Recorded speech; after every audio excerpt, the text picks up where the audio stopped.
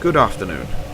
This is Benedict Forsyth bringing you the latest TRIAC Chronicle recording of 1873, reporting the news in even these darkest of times. We continue our current broadcasts from the FAU today, keeping you updated on the current situation with the Crimson Gargantuan monstrosity and its journey across the country. We pick up the story approximately 2 weeks after our last transmission. The colossal creature has, over the last fortnight, travelled hundreds of miles southeast and has recently reached the outskirts of the town of Norfolk, West Virginia. We are currently in the same skyjack destroyer, the Lady of Liberty, we were in when we were last speaking to you, and have been shadowing the creature for the last few weeks, tracking its slow, laborious progress across the country. It is a relentless beast, listeners.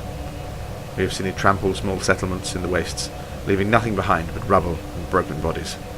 It consumes anything in its path, and FAU residents on board the pursuing fleet have complained of terrible headaches and nosebleeds, which doctors have suggested may be caused by the proximity to the creature, which is giving off a very powerful and unique resonant frequency. The latest news on the creature is that it has, as of last night, begun to change shape, and its bulk is spreading out in a crescent around the circumference of the town.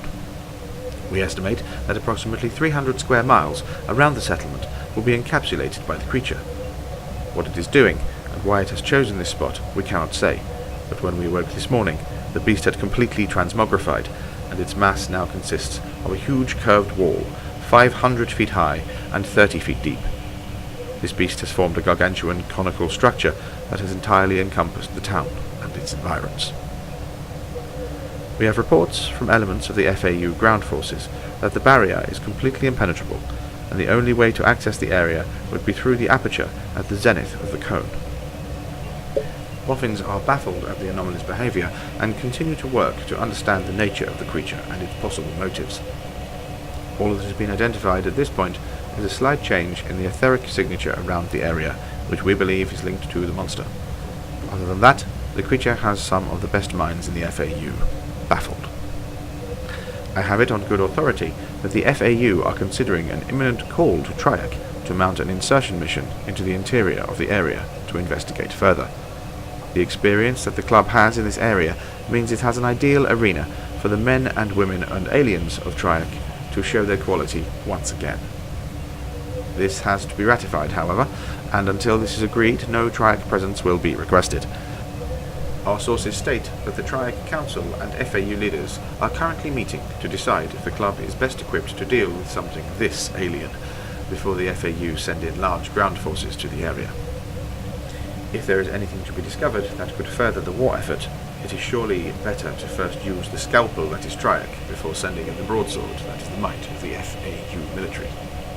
We await the response from the Triangle base in Bermuda with bated breath.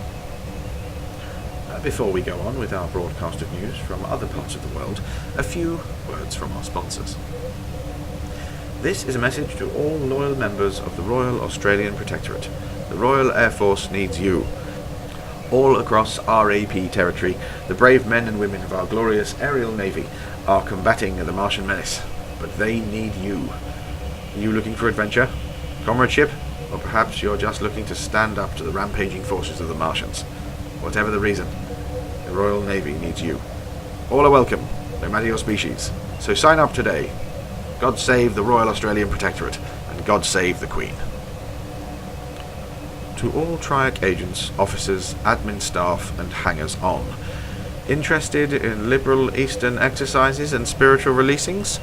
You know where to find me. Woof.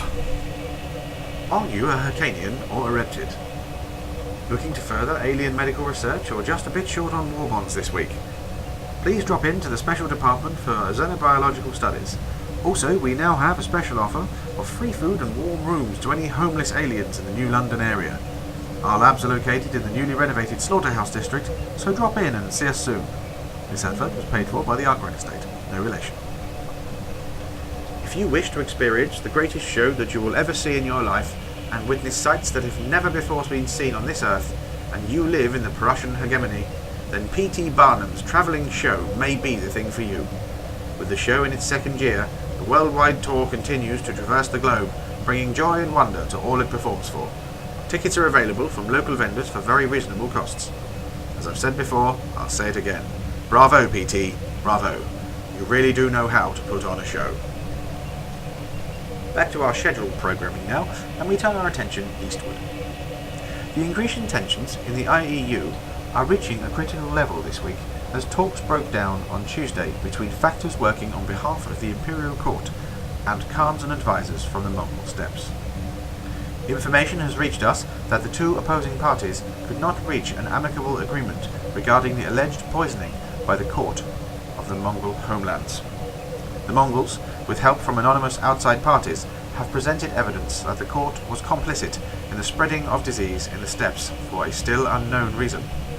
The Imperial Court have refuted the claims, citing that the evidence is flawed and corrupt, going so far as to suggesting that a conspiracy existed to discredit the Imperial Court on a national stage. The talks broke down in the early hours of Friday morning, and both parties returned to their lands, with no further progress in either direction. The country stands on the brink of war that will swallow it up and weaken the region forever. If this cannot be resolved soon, this reporter sees dark times ahead for the Imperial Eastern Union. Further news on the upcoming TRIAC All-Nations Summit in July now, as Lord Grey reveals that an open invitation has been issued to any nation to send ambassadors to the event. He advises that all nations who send ambassadors will be treated with the respect and etiquette that should be extended to any dignitary with diplomatic status, not only the major signers of the TRIAC Accords. All animosities and petty arguments are to be left at the door, and any agents in attendance are to enforce this and uphold the honour of the club. This is shaping up to be an interesting gathering indeed. We look forward to the proceedings and will keep you updated on any developments. Returning to the Orient for a moment, we have heard news that there has been yet to be determined movement around the small city-state of independent Kandy. This minor nation, in the centre of Old Ceylon, is a city-state on a plateau surrounded by red weed fields. Our reports suggest that a large build-up of resources are being shipped there by unknown parties in unmarked transports. When asked about this activity, there was strong denial from all nations that they were involved.